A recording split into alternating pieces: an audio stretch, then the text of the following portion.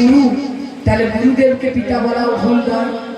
তাই বলে বাবু আমার পালক মাতা পিতার পরিচয় জানতে চাও, তাহলে শোনো।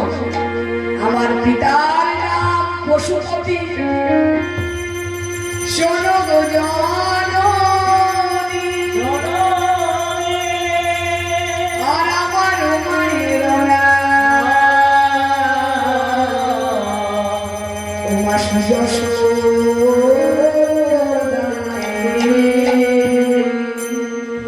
আমারও মায়ের নাম সুযশোদাই, সুযশোদা অর্থাৎ যিনি যশোদা। বলে জানো বাবা যোগী, ঠিক তোমার মতোই আমার একটা ছেলে আছে, আমার গোপাল। কিন্তু আমার গোপাল এখন ঘরে নেই।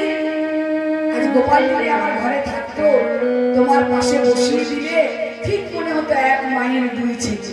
আহ, তোমাদের চেহারার কি মিল। ঠাকুর আমার মাথা নিচু করে বসে আছে, আর মা গেলেন ভিক্ষা আনতে। দাঁড়া বাবা, তোর ভিক্ষাটা নিয়ে আস। ভিক্ষা এনে যোগী বেশি গোবিন্দকে নে বাবা ভিক্ষা নে। আর যোগী বেশি গোবিন্দ আমার ওই ভিক্ষা দেখে বলল, মা এ তুমি কি ভিক্ষা এনেছো? এই ভিক্ষা নিতে আমি তোমার কাছে আসিনি মা। বলে হ্যাঁ রে যোগী, তবে তোর কি চাই? কি চাই বল না। আমি তোকে শূন্য হাতে তো যেতে দেবো না। দরজার থেকে যোগী যদি শূন্য হাতে ফিরে যায়, সে ঘরের যে বড় অকল্যাণ হয়ে যায়। বল বাবা তুই কি চাই?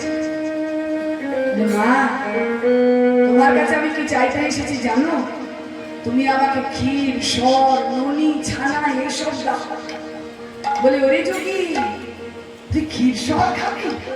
খা না, আমার নবলক্ষ ধেনু। তুই অপেক্ষা কর। মা আবার অন্তঃপুরে গিয়ে সোনার থালাতে করে ক্ষীর, সর, ননি, ছানা খা যোগী, যত খুশি খা। তা গোবিন্দ আমার খেলেন, আবার পাত্রে প্রসাদ রাখা। মা বলেন হ্যাঁ রে যোগী, প্রসাদ রেখেছিস, ভালো কথা। তোর প্রসাদ আমার গোপালকে দেব, আমরাও তোর প্রসাদ নেব।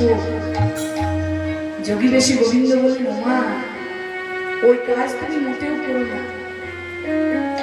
আমার প্রসাদ তোমার ছেলেকে দিও না। কারণ কি জানো, একদিন তোমার মতো আমার মাও ভুল করে যোগীর প্রসাদ আমাকে খাইয়ে দিয়েছিল। আর সেই যোগীর প্রসাদ খাওয়ার পর আমি কেমন যোগী হয়ে গেছি দেখো মা। তা তুমিও কি চাও যে তোমার গোপাল আমার মতো যোগী হয়ে যাক? মা বলে না বাবা, না না না রে, গোপাল যদি তোর মতো যোগী হয়ে যায়, আমাকে যে মা বলে ডাকার কেউ থাকবে না বাবা। সেই জন্য তো বলছি মা, এই প্রসাদ তোমরাও খেও না, তোমার গোপালকেও দিও। এই প্রসাদ তুমি যমুনায় আসো। এই বলে মায়ের কাছ থেকে ভগবান বিদায় নিলেন। মনে মনে ভাবলেন, যা মা যখন আমাকে চিনতে পারেনি, আমি নিশ্চিন্ত মনে যেতে পারি রাধারানীর কাছে। তাই যোগী বেশ ধারণ করে ভগবান গোবিন্দ আমার আজ মুখে হরি হর নাম ডাকে উচ্চস্বরে, হরি হর নাম ডাকে উচ্চস্বরে, হরি হর নাম ডাকে উচ্চস্বরে, হরি হর নাম ডাকে উচ্চস্বরে। জটিলা শুনিতে পেলে থাকে অন্তঃপুরে, জটিলা শুনিতে পেলে থাকে অন্তঃপুরে, জটিলা শুনিতে পেলে থাকে অন্তঃপুরে, জটিলা শুনিতে পেলে থাকে অন্তঃপুরে। হর হর মহাদেব, হর হর মহাদেব, হর হর মহাদেব, হর হর মহাদেব, হর হর মহাদেব। জটিলা যোগীর ডাক শুনে মেয়ে কুটিলাকে ডেকে বলছে, কুটিলারে কহে দেখো দ্বারে কুঞ্জ। ভাইয়া কুটিলা দিয়া করে দর্শন, অপূর্ব সুন্দর যোগী কহে গিয়া মাই, ভিক্ষা দিতে কুটিলায় কহে জটিলা। বলে মা দ্বারে বড় সুন্দর যোগী এসেছে, তো যা ভিক্ষাটা দিয়া। কুটিলা ভিক্ষা পাত্র নিয়ে যোগী বেশি গোবিন্দের কাছে বলি, ও যোগী এই নাও তোমার ভিক্ষা নাও। কিন্তু যোগী বেশি গোবিন্দ আমার ভিক্ষাও নিলেন না, কোথাও বললেন না, শুধু মাথাটা নেড়ে দিলেন। আর তাই দেখে কুটিলা রেগে গিয়ে মাকে বলে, মা এ কেমন ধারার যোগী, কথা বলে না, ভিক্ষা নাই না, আমি ভিক্ষা দিতে পারবো না, তুমি যাও। তাই জটিলা গিয়ে যোগী বেশি গোবিন্দকে বলে, হ্যাঁ বাবা যোগী, তুমি আমার মেয়ের কাছে ভিক্ষা নিলে না কেন? যোগী বেশি গোবিন্দ বলে, মাগো আমরা যোগী, আমাদের একটা ধর্ম আছে, প্রতিহীনা নারীর কাছে ভিক্ষা নিলে আমাদের যোগীর যে ধর্ম নষ্ট হয়ে যায়, তাই যারা যারা প্রতিহীনা তাদের হাতে আমরা ভিক্ষা নিই। বলে, বাবা তবে আমিও প্রতিহীনা আর আমার মেয়েটাও প্রতিহীনা, তবে কি আমার বাড়ি থেকে ভিক্ষা না নিয়েই যাবে?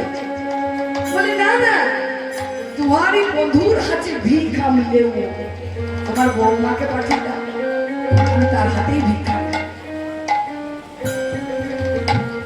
তাই জটিলা গিয়ে রাধারানীকে বলেন, বৌমা যাও তো মা, দ্বারে এক যোগী এসেছে, তুমি দুটি ভিক্ষা দিয়ে এসো। রাধারানী বলেন, মাগো ওই আদেশ আমাকে করো না, আমি পুরাণে পড়েছি রাম লক্ষ্মণ সীতা যখন পঞ্চবটী বলে কুটির বেঁধেছিলেন, তখন দুষ্ট রাক্ষস রাজ রাবণ ওই যোগীর বেশ ধারণ করে মা জানকীকে হরণ করে নিয়ে গিয়েছে। মাগো দয়া করে বলো না,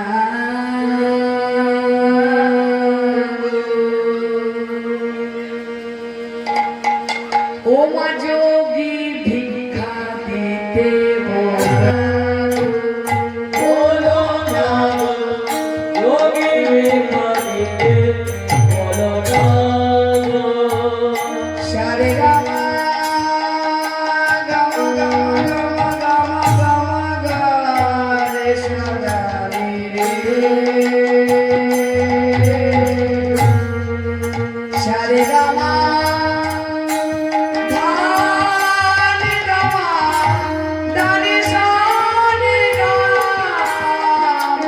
গামা রে সাদা ধানি রে সাদা। বলো না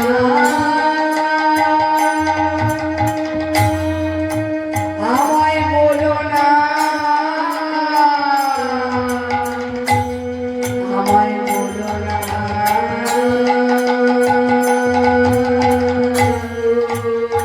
যোগী ভিক্ষার কথা বলো,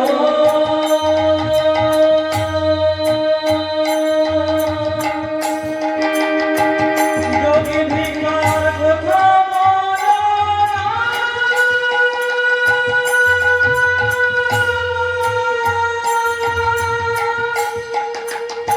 বলো না।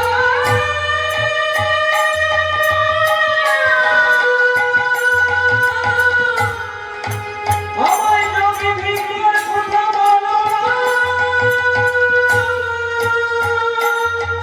বলো না।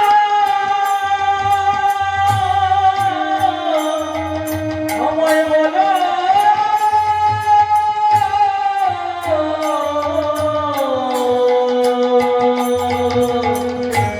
বলো না।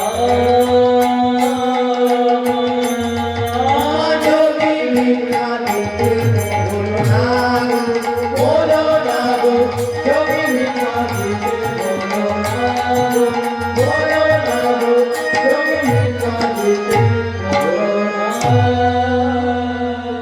জটিলা বলে, বৌমা মিছেই ভয় পাচ্ছ, এই যোগী তেমন ধারার যোগী নয়, বড় অল্প বয়সের যোগী, যা নিশ্চিন্ত মনে ভিক্ষা দিয়ে এসো।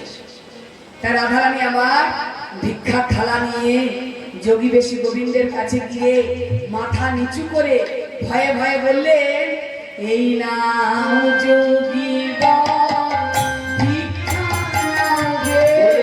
ও যোগী বর, ভিক্ষা নাও হে। যোগী বর, ভিক্ষা নাও গে। বলে নাও যোগী বর, ভিক্ষা নাও হে। সদবার মনি রাধারানী, নাও নাও যোগী, ভিক্ষা নাও গে। সধবার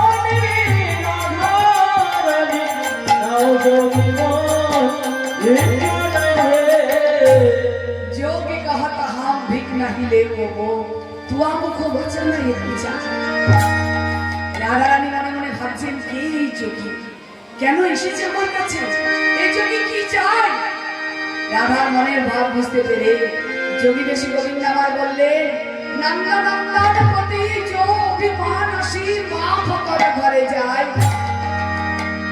কথাটা শুনে চমকে রাধা রানী চাইলেন যোগীর মুখের পানে আর নয়নে নয়নে হলো অপূর্ব মিলন রাধা রানী বুঝতে পারলেন এই যোগী আর অন্য কেউ নয় আমার প্রাণ বল্লভ তাই বলে নব যোগী আমার মানমণি তোমায় ভিক্ষা দিলাম বলো গোবিন্দ যে কোমল অঙ্গে চন্দন মাথাতে মা নন্দ রানীর কর কেটে যায় সে কোমল অঙ্গে আমার মানের লাগে তুমি ছাই ভস্য মেখেছো গোবিন্দ রাধা রানী আমার কাঁদছে আর গোবিন্দকে বলছে আমি কি ছাড়ো মানের লাগিয়া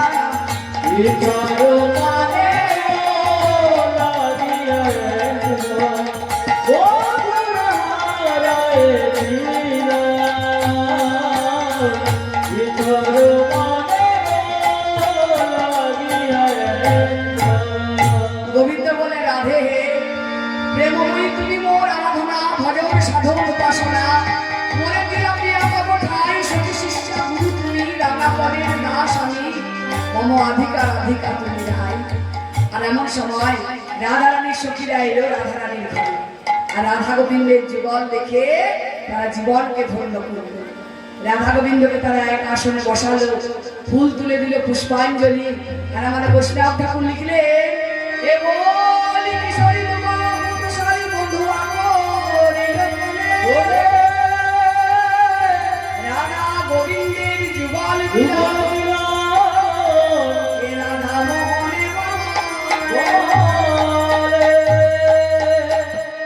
সবাই মিলে রাধা গোবিন্দের চরণে দিল পুষ্পাঞ্জলি আর আমাদের সবাই মিলে গাইতে লাগলো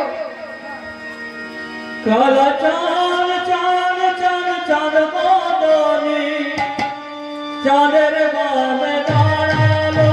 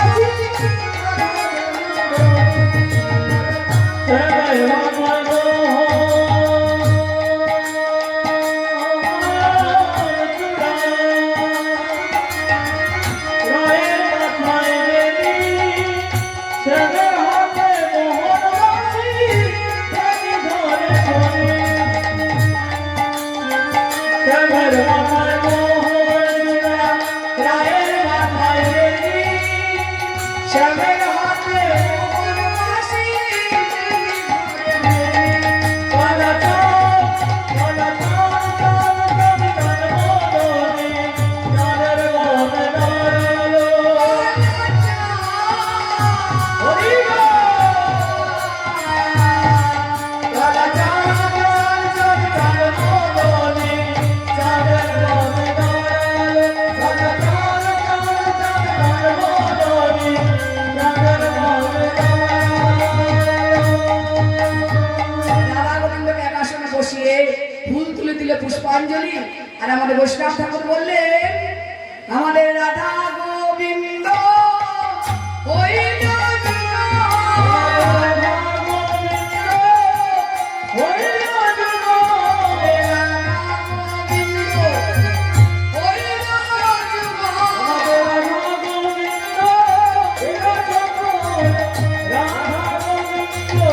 Govinda